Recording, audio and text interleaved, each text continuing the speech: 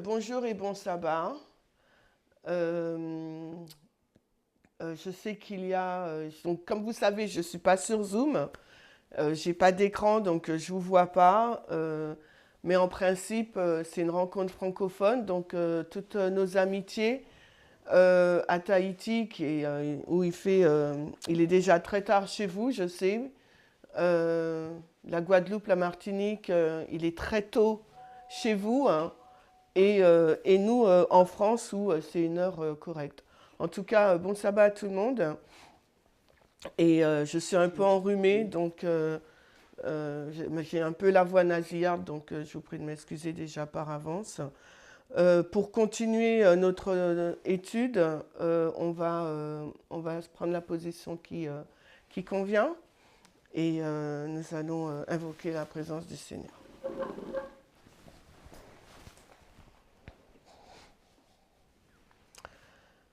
Seigneur Dieu, nous voudrions te remercier pour cette liberté de culte que nous avons. Nous pouvons nous réunir pour pouvoir échanger ensemble, étudier ensemble, discuter, surtout partager nos points de vue différents, notre compréhension, afin que nous puissions avancer ensemble dans le développement du message de la loi du dimanche.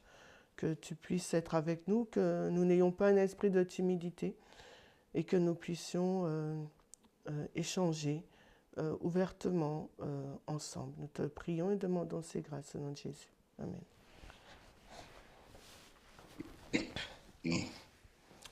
Voilà, donc la semaine dernière, on s'est réunis ensemble pour pouvoir faire un récapitulatif des messages de la LD que nous avons eus au camp meeting international du mois d'octobre dernier. On va faire un récapitulatif, hein. Et la semaine dernière, on s'est arrêté à la preuve numéro 1.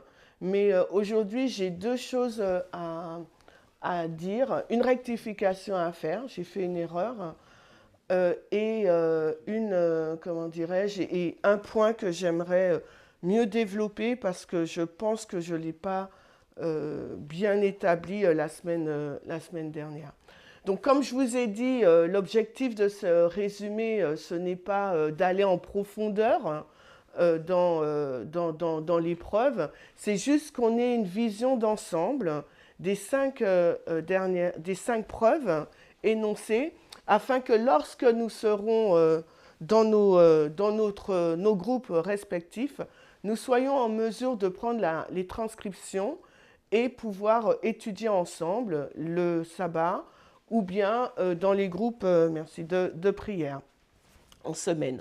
Comme vous avez vu pendant les annonces, si vous avez regardé les annonces et si vous avez reçu déjà le PowerPoint au niveau de la francophonie, il y a déjà 4 transcriptions qui ont été faites afin que nous ayons déjà le matériel, en plus des vidéos qui sont postées, pour pouvoir commencer à étudier ces sujets. Une chose aussi que je veux dire, c'est que les 2 dernières présentations de l'ancien Parmenter avant le camp meeting international, donc les 2 présentations qu'il a faites en France sur le 8e royaume, les transcriptions sont faites. La deuxième transcription a été faite aussi cette semaine, elle est déjà postée, afin que vous puissiez revenir dessus, parce que c'est un tremplin pour pouvoir mieux comprendre ce qui a été vu lors du camp meeting international. Ce que je vais vous proposer maintenant, c'est de revoir notre plan. Je ne sais pas si vous voyez mon board. Vous voyez mon tableau. Donc, nous voyons donc, et on a 5 points à voir ensemble. Donc, on a vu les 2 premiers points la semaine dernière et une preuve sur 5, d'accord? Mais comme je vous l'ai dit, on va revenir, comme je vous l'ai dit, on va revenir donc sur un point de la première évidence. Donc, premièrement, on a dit où sommes-nous sur la ligne de réforme des 144 000. Est-ce que quelqu'un veut me dire rapidement où qu'est-ce qu'il a retenu, cette personne, qu'est-ce qu'elle a retenu sur où nous en sommes?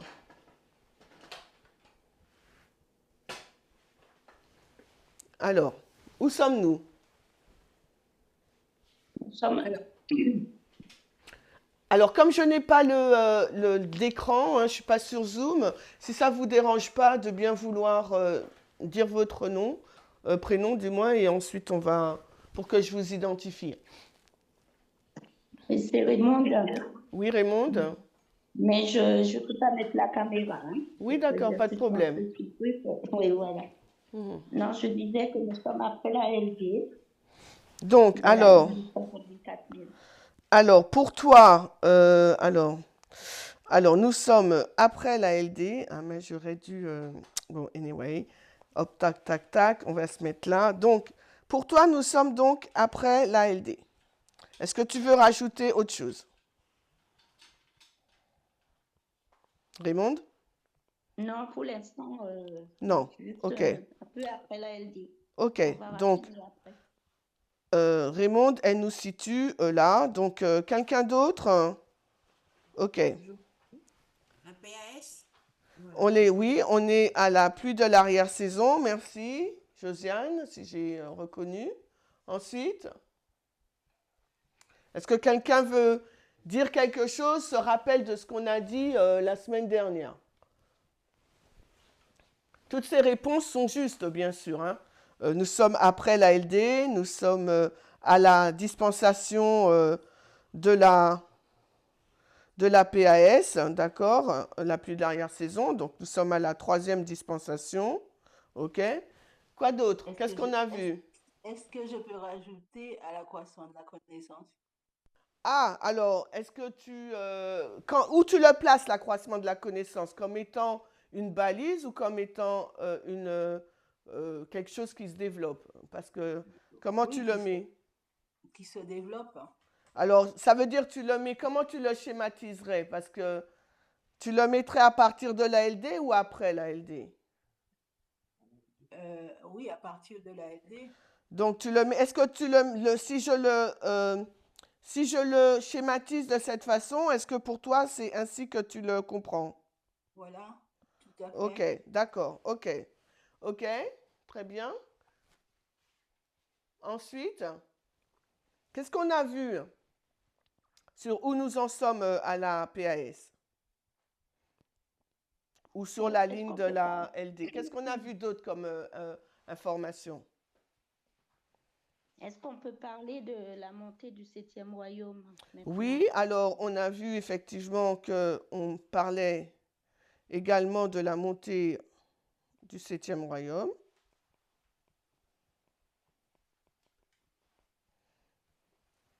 C'est tout? Qui dit montée du 7e royaume dit? Chute du 6e. Chute. Donc, alors, comme vous êtes un peu timide pour commencer, je vais vous montrer mon tableau pour qu'on ne perde pas trop de temps dessus. Je pensais que j'aurais eu plein de réponses. Donc, je vais vous expliquer le tableau de résumé que j'ai fait. S'il y a un point que vous ne comprenez pas sur le tableau, n'hésitez pas à m'arrêter. Comme je vous ai dit, le but, ce n'est pas qu'on aille vite, c'est que tout le monde puisse comprendre ce qu'on est en train de faire. OK? Donc, comme vous voyez là, donc on est sur la ligne des 144 000. OK? Et de ce qu'on a vu la semaine dernière, par rapport aux réponses reçues, donc oui, effectivement, on est à la PAS. On est après la LD, d'accord? On est après la LD. Et on essaye de comprendre la montée, l'histoire du 7e royaume, d'où sa montée. Donc la montée du 7e royaume, ce qu'elle ne nous a pas dit, Raymond, dans sa réponse, c'est que schématiquement, la montée, on la place en 2021 et qui continue jusqu'à la fin, ok, d'accord? Ou du moins jusqu'à la FTG. Est-ce que c'est clair pour tout le monde? Là, on voit, sur cette étude qu'on a faite, c'est là qu'on a positionné la montée du 7e royaume. Attention, je sais qu'on connaît beaucoup de choses. Je veux simplement qu'on suive l'étude, pas que vous me donnez des réponses sur ce que vous savez. On suit l'étude de ce qu'on a fait. On a montré le point de 2021 parce qu'on a voulu mettre l'accent spécifiquement sur la période de l'agitation de la LD, ok, et sur la bataille, la blessure mortelle du roi du Sud qui amène à sa mort à la LD. On est d'accord? C'est pour cela qu'on a mis la montée du 7e royaume en 2021 et non pas en 1989 ou non pas en 2024. Est-ce que c'est clair pour tout le monde? On suit le thème. Oui, oui. Parce que la montée du 7e royaume, tout dépend de la thématique ou de l'histoire qu'on raconte. On peut la mettre donc soit en 1989, soit en 2021, soit en 2024. OK? Mais nous, comme on est dans cette période pour comprendre l'agitation de la LD qui amène donc à la montée, à l'histoire du 7e royaume, j'ai choisi comme date Panium. Pourquoi Panium? Parce que c'est à ce moment-là que le roi du Sud reçoit sa blessure mortelle. OK? C'est ce qu'on a vu la semaine dernière. Ensuite, sur ce graphique que vous voyez, on a également vu que la raison pour laquelle on est dans l'histoire de Apocalypse 17, c'est pourquoi, comme l'a dit Raymond, on essaye de comprendre l'histoire du 7e royaume.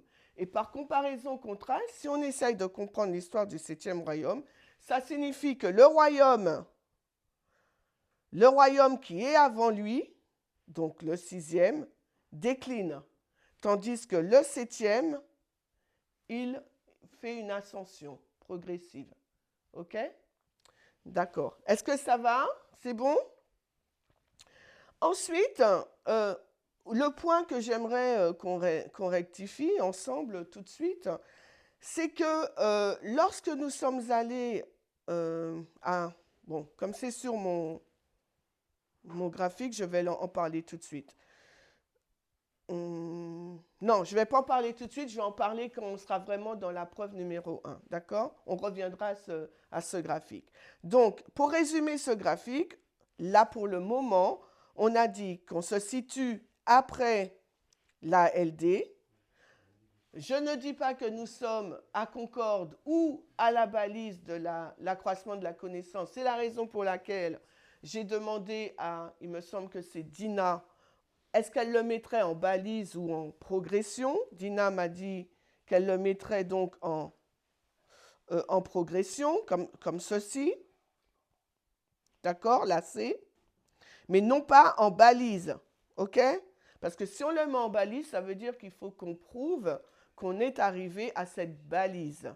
Donc, il faudrait qu'il y ait un événement et qu'on le prouve. D'accord? Donc, ah, zut, j'aurais pas dû faire ça. Bon, c'est pas grave, on va juste le refaire rapidement. La ligne. Parfait. Maintenant, ensuite, le point 2, on a essayé de comprendre donc la transition, comment, dans notre histoire de l'ALD, nous sommes passés d'une compréhension standard qui disait que la loi du dimanche, c'est une loi qui porte sur le dimanche, au thème de l'égalité. D'accord? Est-ce que quelqu'un se rappelle comment nous avons expliqué cette transition? Est-ce que quelqu'un souhaite dire deux mots?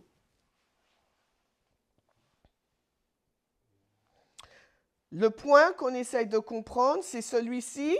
Le point numéro 2.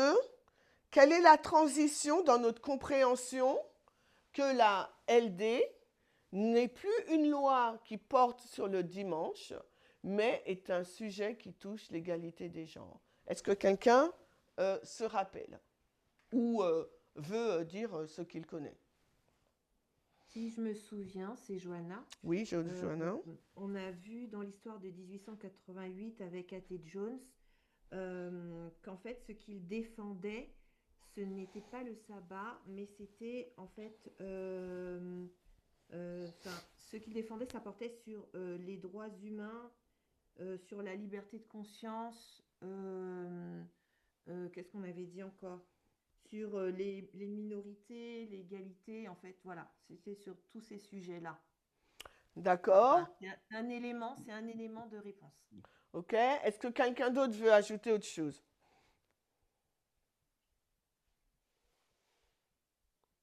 On est combien sur la plateforme?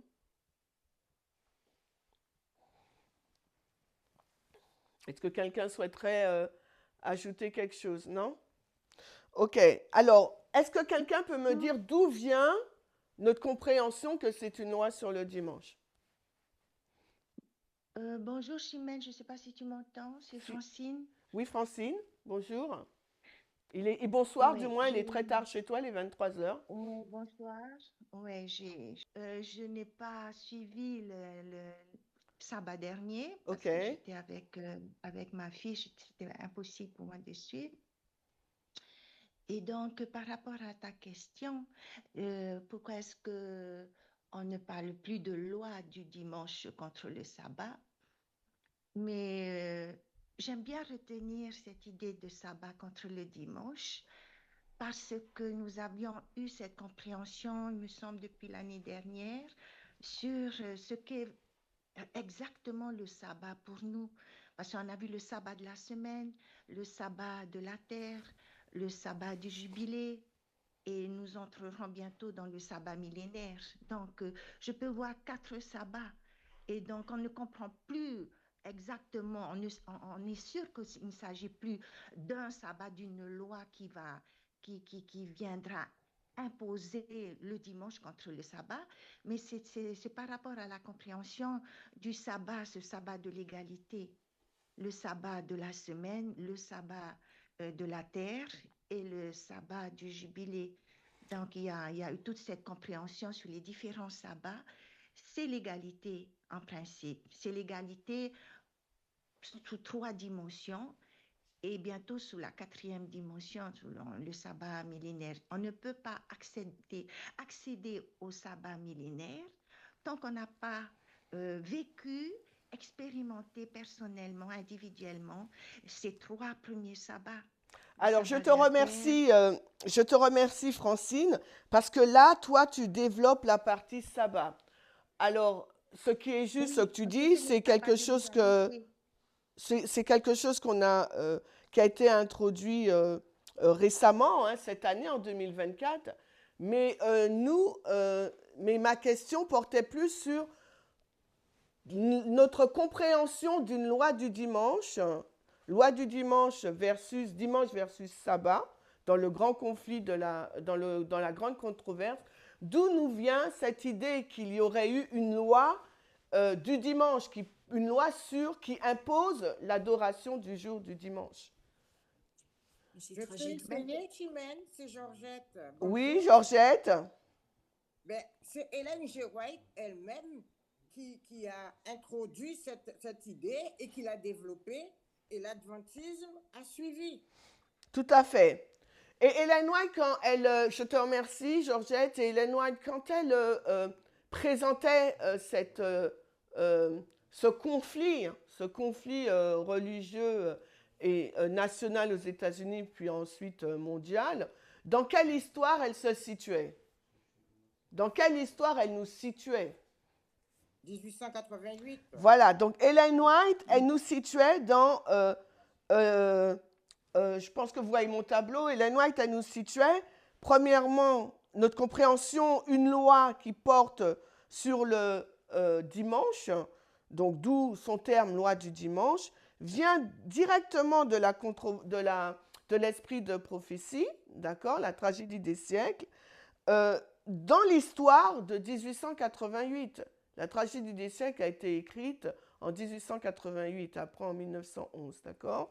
Donc, et c'est Ellen White, comme elle était dans cette histoire, elle disait, voilà ce que moi je vois et ce qui va se passer, ok?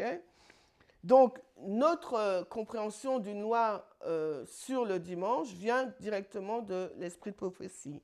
Ensuite, comme nous l'a dit Johanna, en 2019, on retourne sur ce qu'Ellen White a dit, d'accord? On retourne sur l'histoire de 1888 pour voir si, c'est exact le récit d'Ellen White, si vraiment la LD pour nous sera une question de loi sur le dimanche. Et donc depuis 2019, on a compris, lors de l'étude, je vous ai mis la date puisque la semaine dernière on a eu une petite discussion dessus. Donc depuis le 5 mars 2019 au camp meeting du Brésil, la vidéo qui s'intitule le décret dominical, donc depuis ce moment-là, on a compris qu'il n'y aurait pas eu de loi sur le dimanche. Le conflit ne porterait pas sur ça, la loi du dimanche, mais porterait plus sur des questions donc égalitaires, à savoir, comme nous l'a dit Johanna, des questions sur les droits humains, la liberté de conscience, la protection des minorités, etc. D'accord? C'est bon pour tout le monde? Ensuite, ce que nous avons compris au fur et à mesure des mois et des années, nous arrivons donc en juillet 2024. Je dis juillet pour nous donner un point d'ancrage, mais nous savons que le sujet a commencé à se développer dès 2021.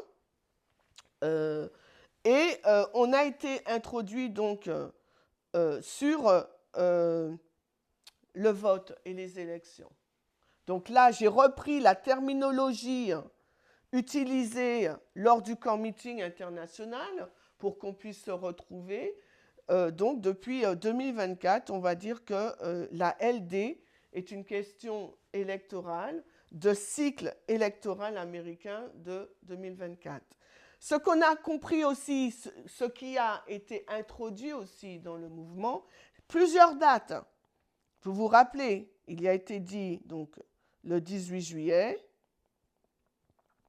Ensuite, donc basé sur QFMG, Quintus Fabius Maximus Gurgis, il a été introduit la date du 5 novembre 2024, là où c'est le peuple qui vote. Ensuite, il a été introduit la date du 6 janvier 2025 lors de la certification des résultats de vote par le Congrès.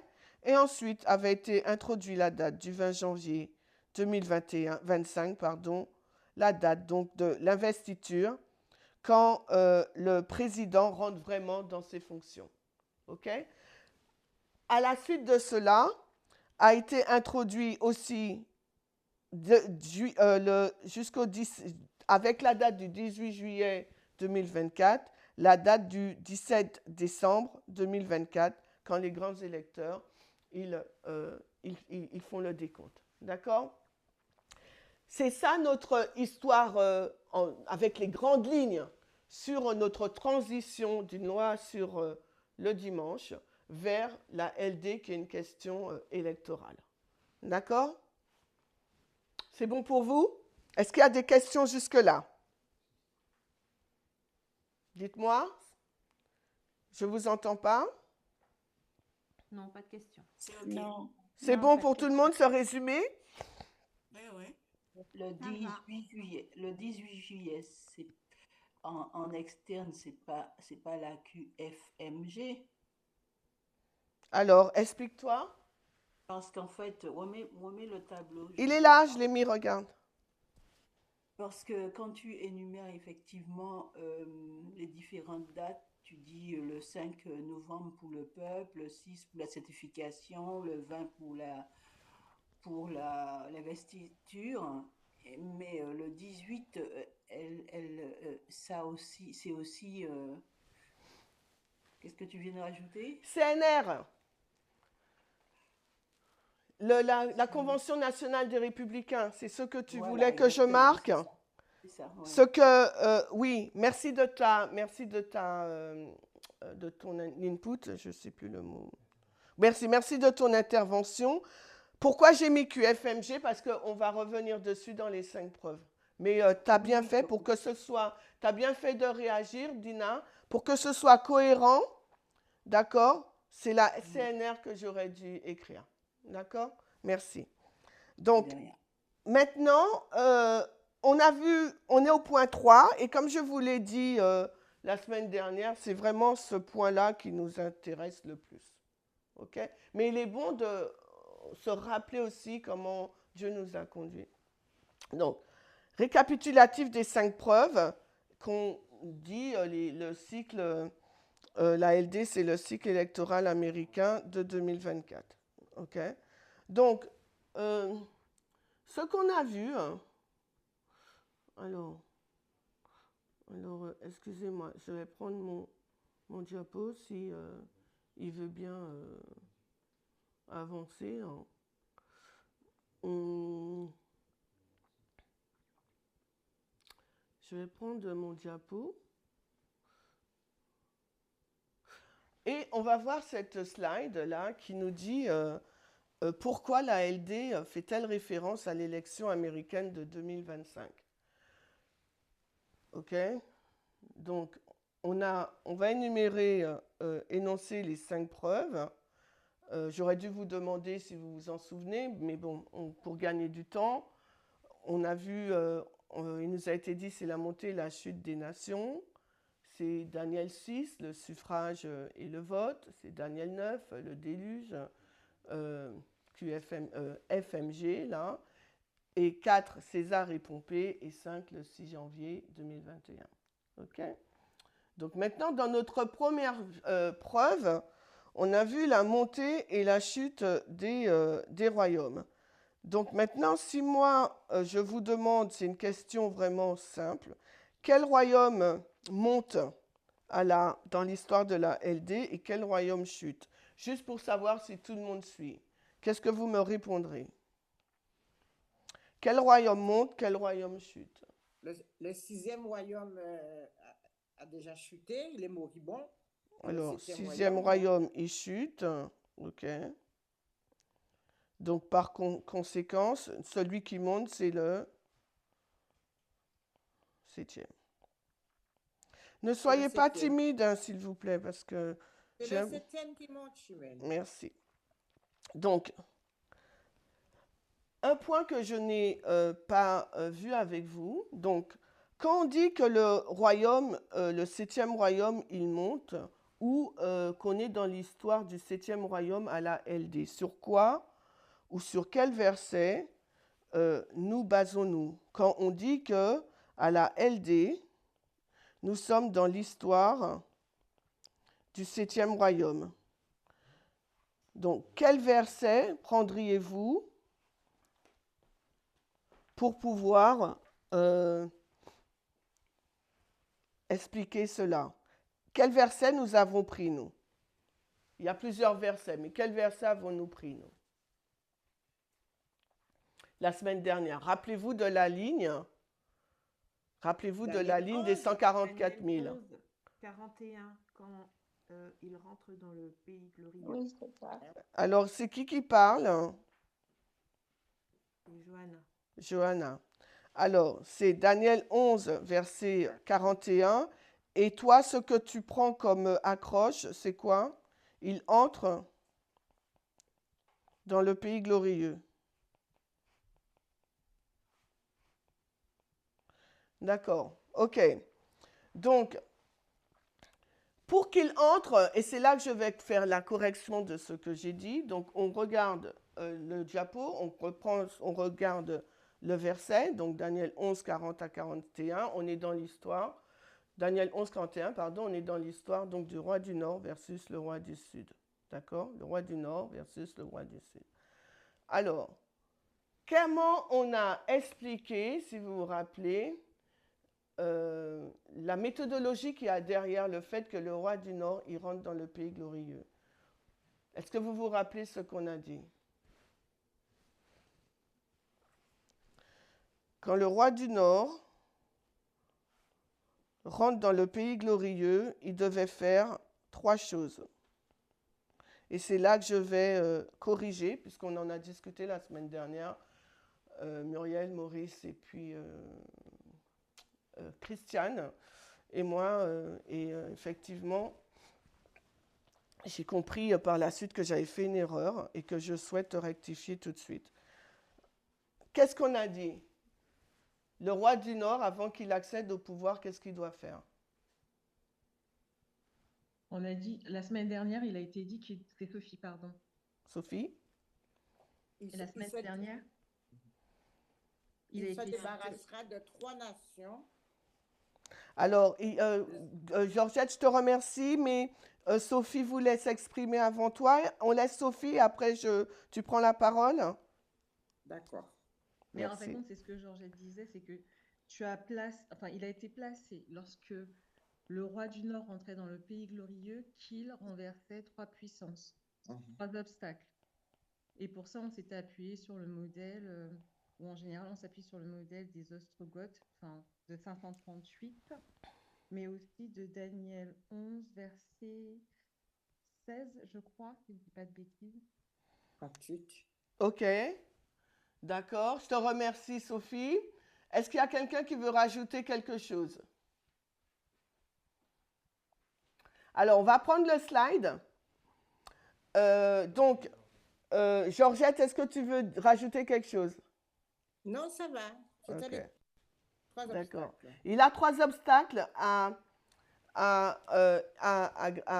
gravir pour pouvoir avoir le contrôle du monde. Alors, comment elle s'appelle? Sophie nous a ramené dans l'histoire de la Rome papale, où il y avait les Vandales, les Hérules et les Ostrogoths. Hérules, Vandales, Ostrogoths, et une fois qu'il a déraciné la corne des Goths, là, il a pu accéder au pouvoir de façon universelle. On a vu aussi que dans la Rome antique, païenne, il avait aussi 3 obstacles. Et là, c'est le Daniel 8, 9. Il a 3 obstacles aussi à conquérir. D'accord? Il doit conquérir l'Égypte, la Syrie et le plus beau des pays. OK? Et dans la Rome moderne, et c'est là où je corrige, et je vais montrer mon tableau, on retourne sur le graphique initial, d'accord? La semaine dernière, étant donné qu'il y avait l'URSS et la Russie, je vous ai dit que ça faisait 1 et 2.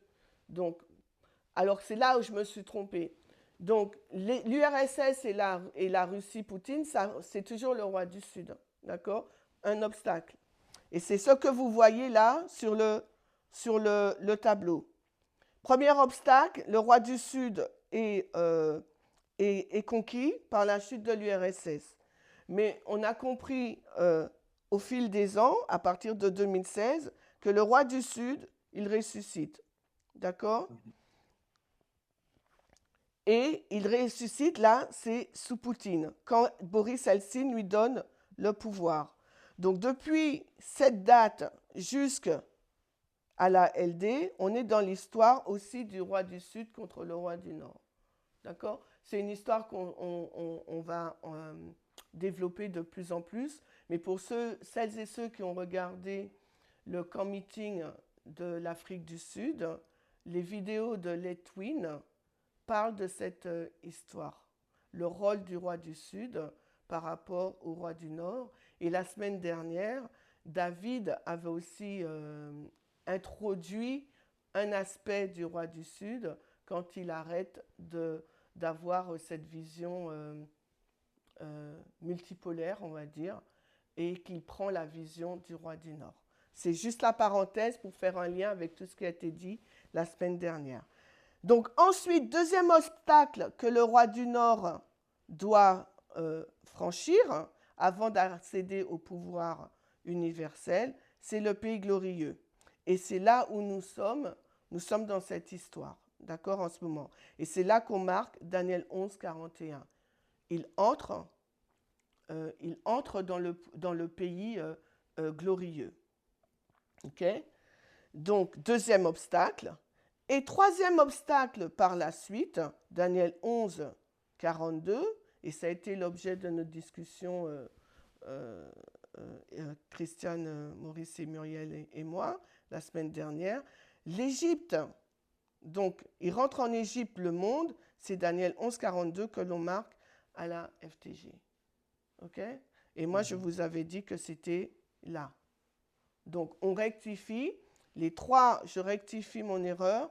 Les trois obstacles, 1, 2, 3, pour le roi du Nord, avant qu'il puisse accéder au pouvoir universellement, pour suivre la même structure que celle de la Rome païenne ou de la Rome papale, le tableau, le slide, ok?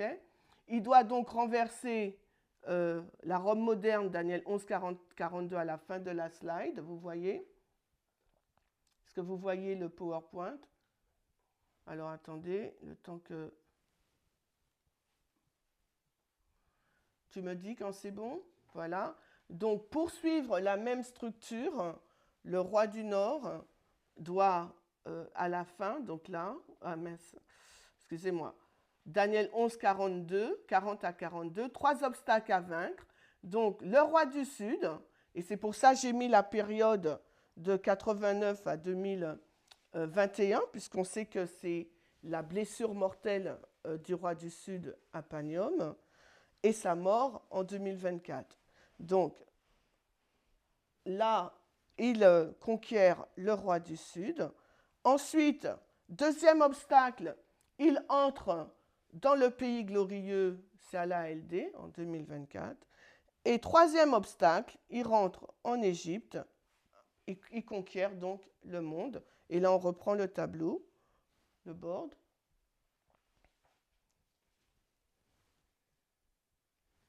On reprend le board. Et donc là, troisième obstacle, l'Égypte, Daniel 11, 42, qu'on place donc à la FTG. OK? Erreur corrigée. Donc ça, c'est le modèle pour comprendre comment le roi du Nord accède au pouvoir. Maintenant, ça ne nous montre pas pourquoi c'est une élection. D'accord? La semaine dernière, je suis passée rapidement par une élection, par le vote. Comment il accède au pouvoir. Et je me suis dit peut-être qu'il faut que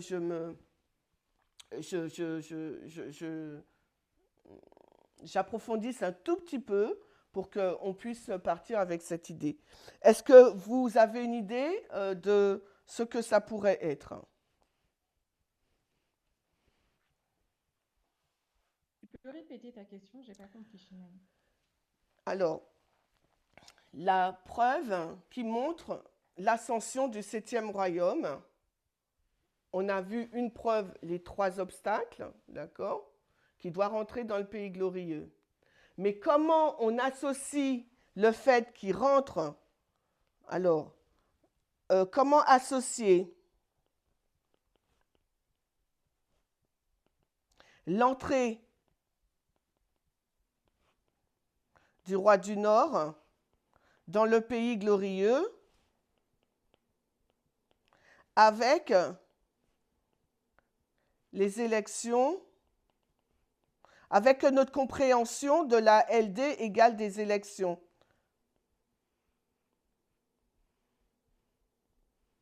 Mais nous avons acquis la certitude que c'est un pays légalement, disons, c'est un gouvernement légal. D'accord? Ça veut dire quoi? Ça veut dire que s'il est là, c'est parce qu'il a réussi à s'installer avec les lois qui le lui permettent. J'ai pas compris. Il a réussi à s'installer avec les rois qui lui ont... Les lois qui le lui permettent. Les lois qui lui permettent. Oui, d'accord. Mais oui, Alors, les élections, alors, on dit les élections. ok. Je peux intervenir, c'est Johanna. Je t'écoute. Je vais peut-être être un peu maladroite et confuse dans mes pensées. Alors, l'ancienne Terry, lorsqu'elle elle a développé le sujet de la LD, donc de ce que je me souviens, c'est qu'elle a repris le nom de Fabius. Alors, on n'est pas à cette preuve-là. On n'est pas à cette preuve-là. On est à la preuve 1. Je me permets de t'interrompre. La montée et la montée et la chute des nations. Mais en lien avec les élections. Là, si tu me donnes l'autre preuve, tu me donnes cette preuve-là. QFMG, la preuve numéro 3 de Daniel 9. Ok, d'accord. Ok? Alors que moi, je veux qu'on reste dans la 1. Et la semaine dernière, je suis passée très vite dessus. Donc, je vais revenir dessus. Et c'est la réponse, c'est celle de Georgette. OK? Mais on va y aller de façon plus détaillée, si vous me le permettez. Si vous vous rappelez, le tableau, à l'ALD, on essaie de comprendre l'histoire du 7e royaume. Par contre, il faut me donner l'heure. Hein. J'ai 1h15. Hein. On comprend l'histoire on veut comprendre l'histoire du 7e royaume. Et on va donc dans Apocalypse 17. Quand on est dans Apocalypse 17, on y dit que la bête que tu as vue n'est plus. La bête qui était, elle n'est plus et elle est l'une des 7. Et elle fait partie des 7 et c'est le 8e. D'accord? Donc, il faut qu'on retourne dans ce verset, Apocalypse 17, 11, pour comprendre la raison pour laquelle il nous faut comprendre le 7e royaume. Si vous vous rappelez, quand l'ancien Parmender était là, en France, en septembre, le 13, on a parlé donc du 8e royaume. Le 8e royaume, est-ce qu'il existe? Et qu'est-ce qu'on a dit?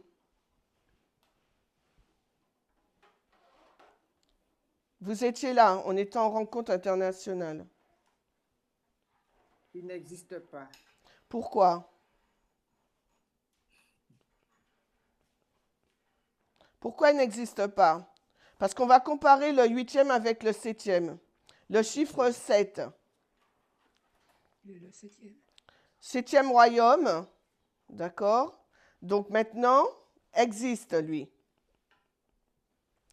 Mais on va regarder la signification du chiffre 7. Et la signification du chiffre 7, c'est quoi? Plénitude. Quelqu'un m'a dit plénitude, mais aussi.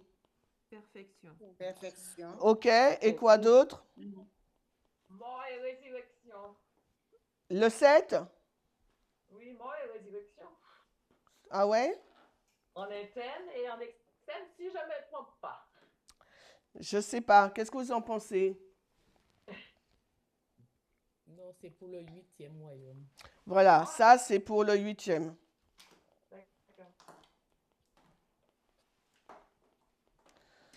Le 7, c'est aussi achèvement, complétude. Terminé, quelque chose de terminé, terminé, complet. D'accord? Donc, par rapport à la signification du chiffre 7, le 8 n'existe pas. Donc, ça veut dire qu'on va comparer ce que Dieu a fait le 7e jour, si on veut, avec ce que Satan lui fait avec le 7e. D'accord? On va comparer, puisqu'on est dans de la grande controverse. Apocalypse 17 nous place dans la grande controverse. Donc, on va comparer. On sait qu'on est dans une guerre de procuration. Le royaume de Dieu avec le royaume de Satan. Oh, je me trompe. Je ne veux pas perdre trop de temps dessus, mais je me suis dit peut-être qu'il faut que j'explique ça. 7. Donc le 7, on sait que c'est la perfection et la complétude. Ce qui est complet, ce qui est achevé. D'accord? Pareil. Donc ce qui signifie que pour ce royaume, ces deux royaumes, dans Apocalypse 17, quand on arrive dans le modèle de la contrefaçon, donc on va comparer avec la Genèse 2, les versets 2 et 3, d'accord? Et là, on va comparer avec Apocalypse 17, je ne me rappelle plus les versets, mais je pense que c'est 11, d'accord? Où on parle du septième royaume. Donc ce septième royaume est arrivé à la perfection et complet pour pouvoir faire l'œuvre de son maître, d'accord? Donc il faut qu'on garde ça en mémoire. Donc quand on arrive à la LD, si on reprend le tableau, on sait que l'histoire du septième royaume, le septième royaume, est arrivé à la perfection pour faire son œuvre. Puisque Satan, il contrefait Dieu. Jésus, lui, c'était la création au septième jour qui arrivait à la perfection. Satan, lui, c'est le septième royaume qui arrive à la perfection pour faire son œuvre. D'accord? Ensuite, donc ce qu'on a fait, c'est ces versets-là, on n'a pas lu, la slide.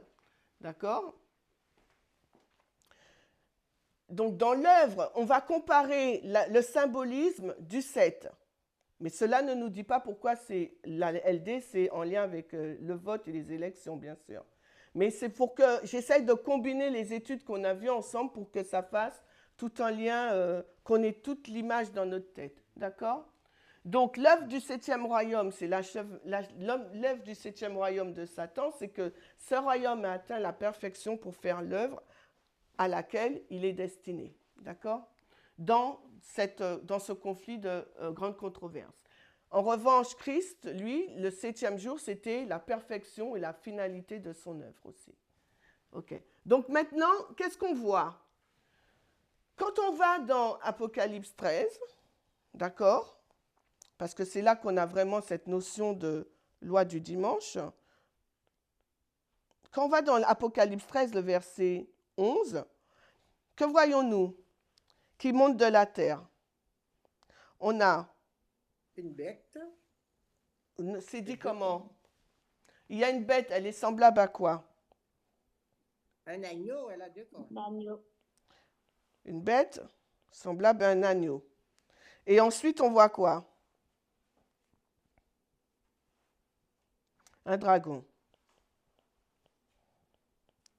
Maintenant, rappelez-vous ce que Ellen White nous dit par rapport à cette bête qui sort d'où? Apocalypse 13, 11. Elle sort de la terre et elle nous... Voilà, elle sort de la terre. Et la terre représente quoi? C'est des choses qu'on sait. Les États-Unis. Ok, on va prendre la slide. Ok, donc il y a une bête qui monte de la terre. Et Ellen White, elle nous dit que c'est une nation jeune, innocente, etc. Mais qu'est-ce qu'elle a en particulier, cette nation? Qu'est-ce qu'elle a en particulier, cette nation? Qu'est-ce qui fait la force de cette nation? Qu'est-ce qui est le fondement de cette nation? Merci. Qui a dit ça? Dina. Dina. Elle a une constitution. Mais elle a quoi d'autre encore? République démocratique. C'est une république démocratique, oui, puisque c'est elle a une constitution. Ensuite, qu'est-ce qu'elle a? On connaît les choses. Elle a des lois. Oui, constitution, donc loi. OK. Ensuite, qu'est-ce qu'elle a? Qu'est-ce que confère la constitution? Ben, elle a le judiciaire, elle a N'allons Elle a pas les- trop loin. Euh,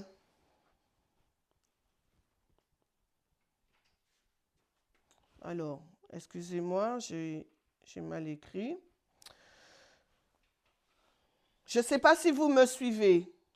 Elle donne des droits de vote. Je ne sais pas si vous me suivez. On va reprendre. Pourtant, on a mis le slide. La raison pour laquelle on est dans l'histoire d'Apocalypse 17, c'est parce qu'il nous faut comprendre que le 7e royaume, maintenant notre focus n'est pas... Bien sûr, l'égalité, je vous ai dit, fait partie du message de la LD, mais notre focus maintenant, c'est de comprendre le 7e royaume, sa montée, ce qu'il va faire, etc., et la chute du 6e royaume. Okay? Bien sûr, dans les actions du 7e royaume, il va bafouer les droits humains, puisque c'est ce qu'on voit. Okay? Mais on ne va pas se focaliser sur l'égalité maintenant. On va se focaliser sur le 7e royaume, son essence, ce qu'il fait. D'accord? Comment il monte au pouvoir, comment le 6e il a chuté, etc.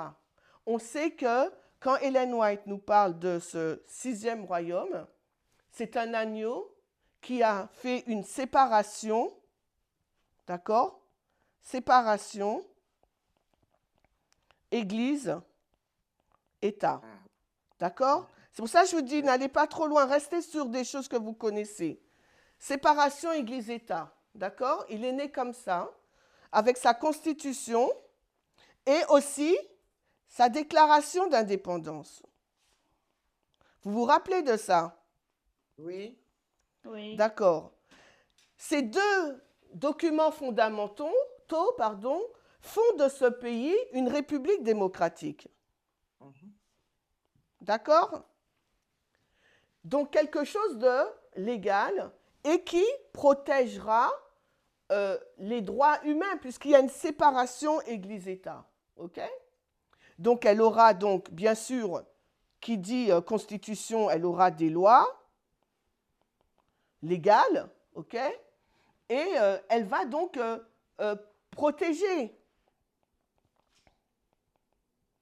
Elle va protéger ses citoyens. Et comme il y a une constitution et il y a une déclaration d'indépendance qui confère à ses citoyens ce droit absolu qu'est le vote. Mais le vote, pourquoi? Pour mettre en place le gouvernement de son choix. Donc, quand on va à la naissance des États-Unis, on voit que déjà tout y est. Okay? Et c'est ce qu'on lit là, dans la slide.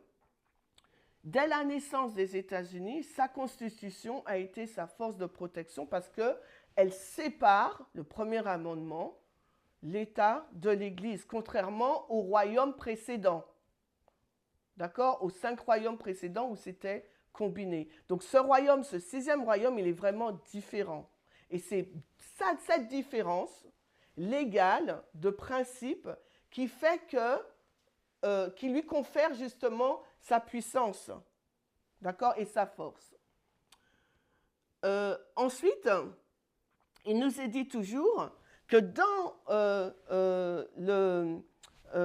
ce royaume, les deux montent ensemble. Il y a un dragon et il y a un agneau et un dragon. Les deux montent ensemble, d'accord? Donc les deux sont soumis à la même constitution et à la même déclaration d'indépendance, d'accord? Donc quand on comprend que le 7e royaume rentre dans le pays glorieux, à la LD, ça veut dire qu'il va mettre tout le système fondamental des États-Unis en branle pour pouvoir accéder à ce pouvoir de façon légale. Et comment un royaume ou comment une personne accède-t-elle au pouvoir? La Constitution et la Déclaration d'indépendance nous le disent. Il nous est dit là, à la fin de la citation, c'est le slide, tu l'as, ok?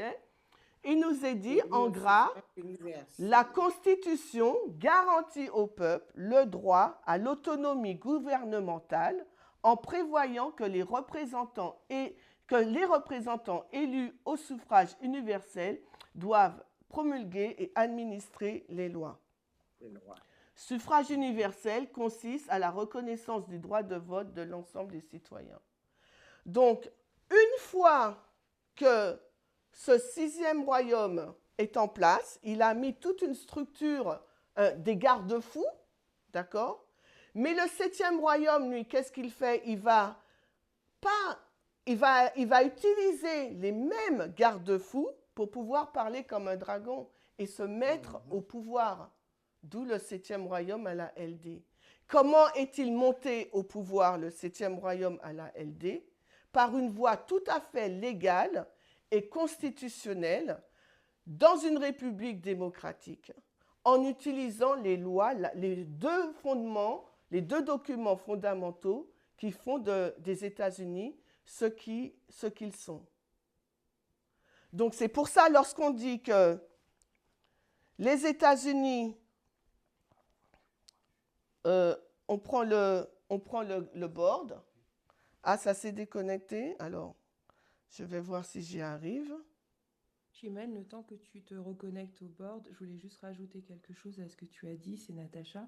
On s'appuie aussi sur Apocalypse 13, verset 10, qui dit « Si quelqu'un mène en captivité, il ira en captivité. S'il tue quelqu'un, quelqu'un tue par l'épée, il faut qu'il soit tué aussi par l'épée. » Ça montre aussi un principe que s'il s'élève par la voie démocratique, eh ben, il J'allais y venir. Tu vas l'expliquer quand je termine ce point. D'accord, Natacha? Parce que là, tu rajoutes un autre point. Et je veux finir sur un point et après aller sur un autre. Donc, je t'interroge tout à l'heure. Donc, le point que je veux montrer, c'est que à la LD, le Daniel 11,41 nous dit qu'il rentre, le roi du Nord entre dans le plus beau des pays, le pays glorieux. Donc, quand le roi du Nord est entré dans le pays glorieux, donc ça veut dire que le 7e royaume accède au pouvoir, d'accord?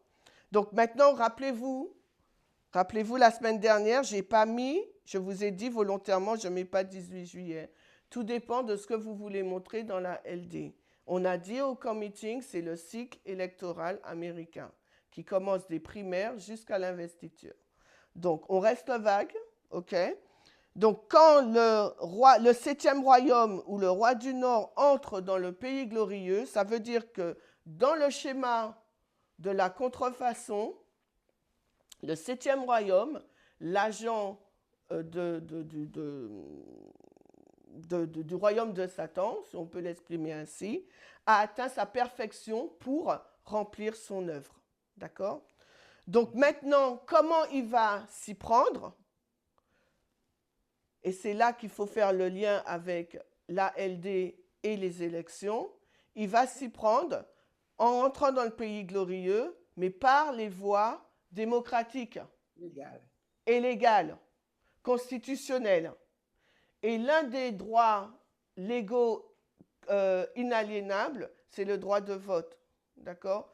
Donc, quand il rentre dans le pays glorieux, c'est à travers un vote, on l'a vu si on reprend la slide, un droit constitutionnel conféré à tous les habitants, d'accord, de pouvoir voter. Donc, il y a une élection quelque part qui se fait. D'accord? Donc, maintenant, est-ce que c'est clair jusqu'à présent avant qu'on passe au deuxième point que Natacha a voulu montrer? Oui. Oui. Ça va, vous êtes sûr, hein? Donc, on voit que l'agneau, 6e royaume, le dragon, 7e royaume, utilisent le même socle constitutionnel. D'accord? Pour accéder au pouvoir ou pour sortir du pouvoir. Maintenant, alors attendez. Natacha, tu voulais dire un autre point. Alors, je t'écoute maintenant pour ton point. Non, ce n'est pas vraiment un autre point, c'était vraiment pour compléter ce que tu disais, pour appuyer le fait qu'on est passé sur un cycle électoral, parce que un peu la partie floue, c'est de se dire mais comment on a fait pour arriver au cycle électoral alors qu'on parlait d'égalité, pourquoi on ne s'attend pas à une loi?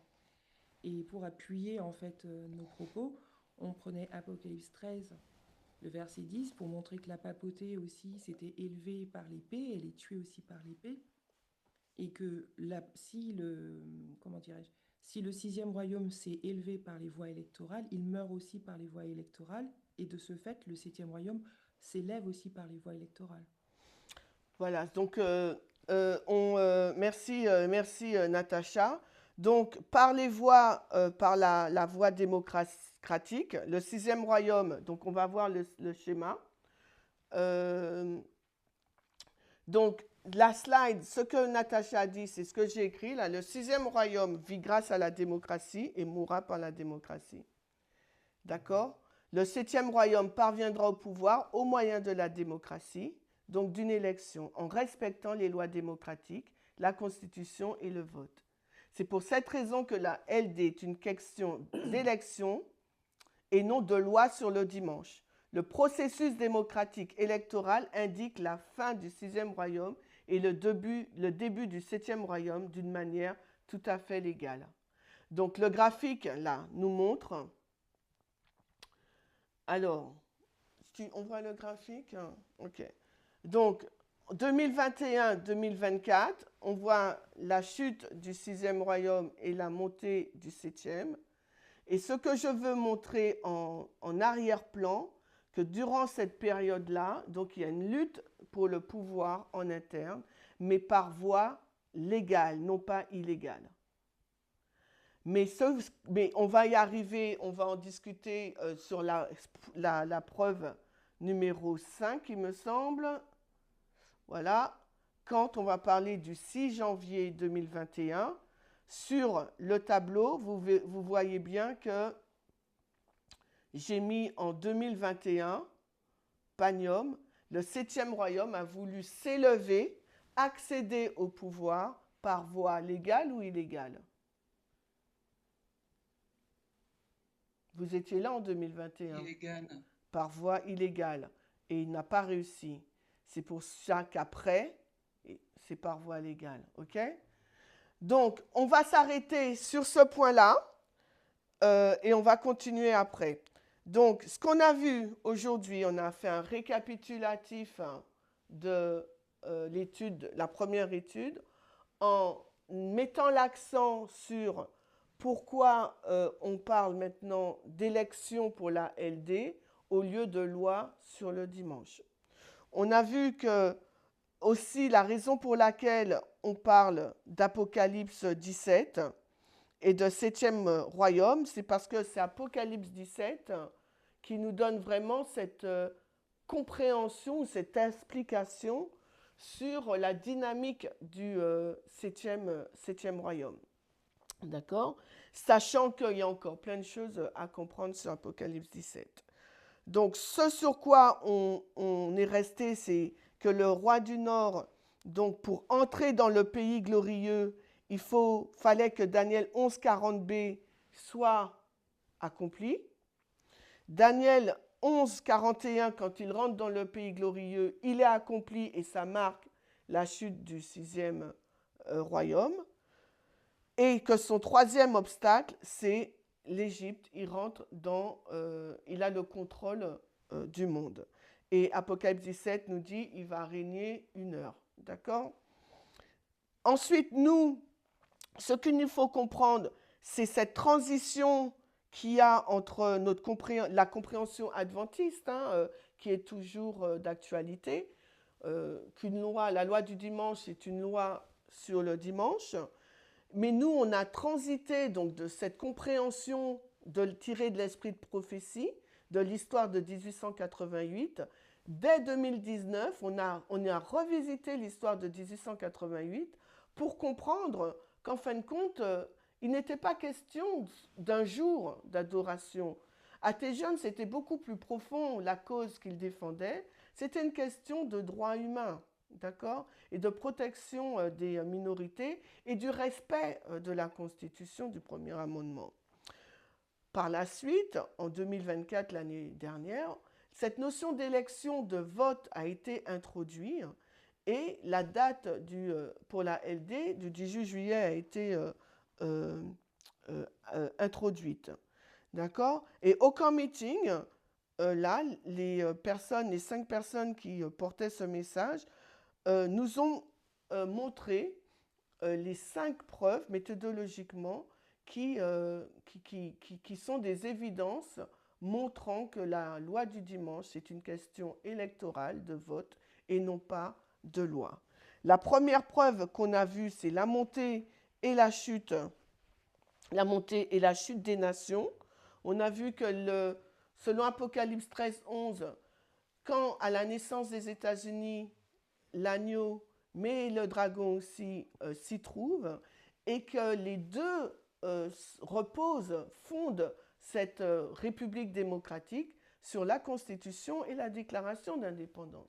Il s'agit bien donc d'une constitution légale qui donne le pouvoir aux citoyens pour voter, mettre en place quelqu'un.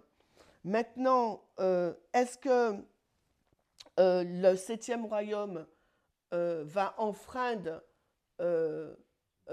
sa propre loi, les lois de la Constitution pour pouvoir asseoir son pouvoir? On a vu que non, parce qu'il a été élu, on a vu à la CNR. Donc maintenant, la deuxième session, on va voir la preuve numéro 2, mais ça ira plus vite, dans Daniel 6, qui nous montre donc cette notion aussi de transition entre loi du dimanche, suffrage et vote.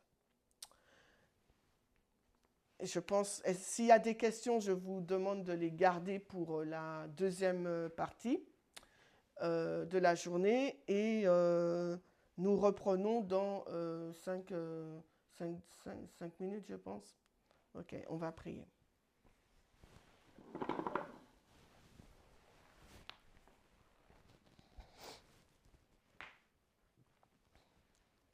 Nous te remercions, Seigneur, pour cette heure d'étude ensemble et te demandons de nous ouvrir l'intelligence pour comprendre toutes ces informations qui nous parviennent, toute cette méthodologie aussi qui nous est exposée, que tu puisses nous aider à pouvoir la comprendre, mais aussi comprendre les événements que nous voyons autour de nous. Surtout que nous puissions partager entre nous, discuter, afin que nous puissions nous exhorter les uns les autres et avancer ensemble dans cette compréhension. Apocalypse 17, et du 7e royaume. Nous te remercions au nom de Jésus. Amen.